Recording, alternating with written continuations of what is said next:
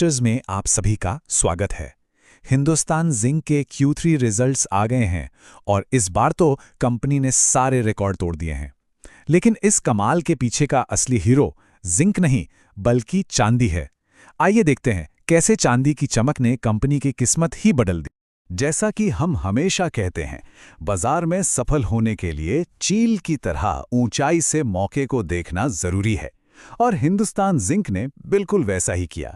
एक तरफ अपनी लागत को कंट्रोल किया और दूसरी तरफ चांदी की बढ़ती कीमतों के मौके को पूरा भुनाया।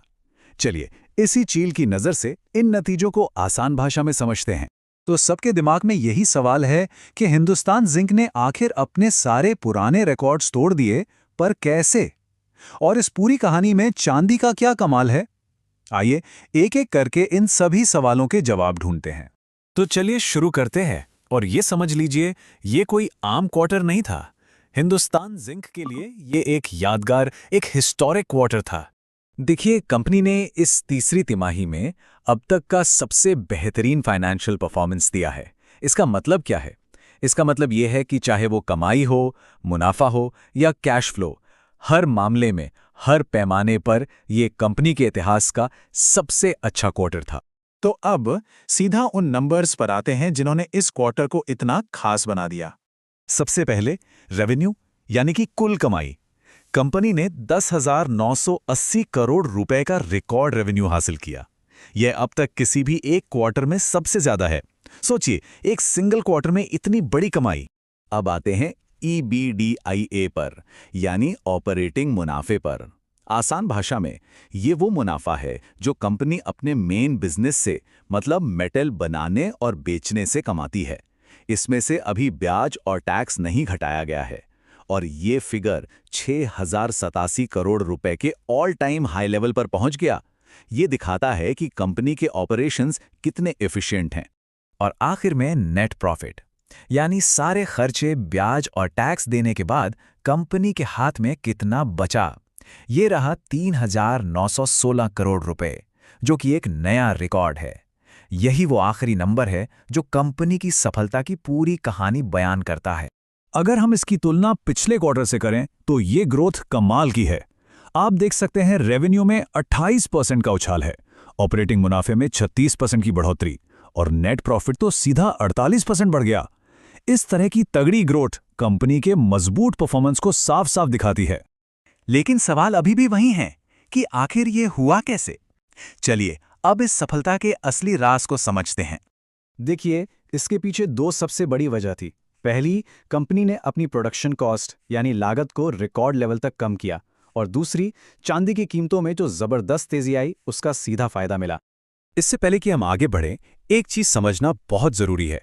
कॉस्ट ऑफ प्रोडक्शन क्या होता है? बिल्कुल आसान शब्दों में, ये वो कुल खर्च है जो कंपनी को 1 टन जिंक बनाने में आता है। सोच लीजिए, ये जितना कम होगा, कंपनी का मुनाफा उतना ही ज्यादा बढ़ेगा। सिंपल। और हिंदुस्तान जिंक ने इस मामले में कमाल कर दिया है। उनकी जिंक बनाने की लागत गिरकर $940 प्रति टन पर आ गई। ये पिछले 5 सालों में सबसे कम है। यही कंपनी की सबसे बड़ी ताकत है, इसका मोत है, जो इसे बाकी कंपेटिटर्स से आगे रखता है।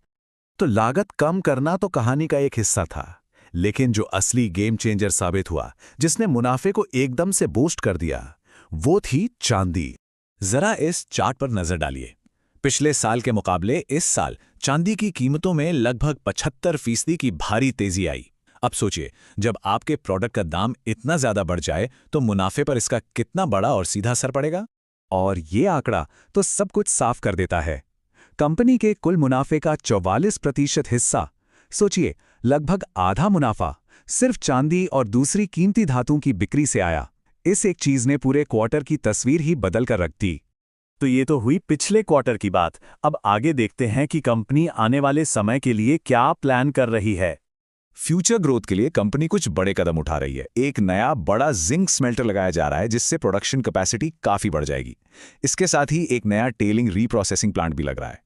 और सबसे जरूरी, कंपनी अब एनर्जी ट्रांजिशन में इस्तेमाल होने वाले मेटल्स पर फोकस कर रही है, जैसे कि इलेक्ट्रिक गाड़ियों और सोलर एनर्जी में काम आने वाले मेटल्स। ये फ्यूचर के लिए एक बहुत ही स्मार्ट मूव है।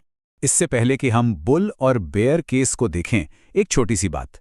अगर इस तरह से कंपनी के रिजल्ट्स का आसान भाषा में एनालिसिस समझने में मदद मिलती है तो चैनल को सब्सक्राइब करना ना भूलें। चलिए अब आगे बढ़ते हैं। चलिए अब एक बैलेंस्ड व्यू लेते हैं। सिक्का हमेशा दो तरफ से देखना चाहिए।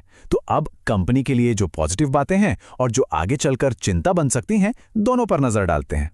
तो कंपनी के लिए बुल केस क्या है, यानी तेजी की वजह क्या है? सबसे पहले इसका रिकॉर्ड परफॉर्मेंस, फिर इंडस्ट्री में सबसे कम प्रोडक्शन कॉस्ट जो इसकी ताकत है, चांदी की कीमतों का आउटलुक भी मजबूत लग रहा है, और इंडिया की तेजी से बढ़ती जीडीपी से मेटल्स की डिमांड तो बनी रहेगी। लेकिन बेयर केस क्या है, यानी मंदी का खतरा कहां से है?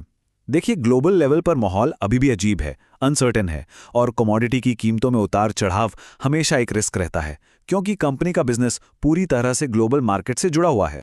तो आइए इस पूरी चर्चा को समेटते हैं और कुछ जरूरी बातों को नोट करते हैं। तो इस क्वार्टर में क्या सही हुआ? प्रोडक्शन कॉस्ट पर बेहतरीन कंट्रोल, ये सबसे बड़ी जीत थी। सरप्राइज फैक्टर क्या था? वो था चांदी की तेजी से मिला जबरदस्त मुनाफा। और आगे क्या ट्रैक करना है? कंपनी के जो नए स्मेल्टर और रीप्रोसेसिंग प्लांट के प्रोजेक्ट्स हैं, उन पर काम कितनी तेजी से आगे बढ़ता है, इस पर नजर रखनी होगी। हिंदुस्तान जिंक के रिजल्ट्स के इस आसान एनालिसिस को देखने के लिए बहुत बहुत धन्यवाद। अगर ये जानकारी पसंद आई हो तो चैनल को सब्सक्राइब जरूर करें ताकि आगे भी ऐसे अपडेट्स मिलते रहें। अब मिलते हैं अगले एनालिसिस में।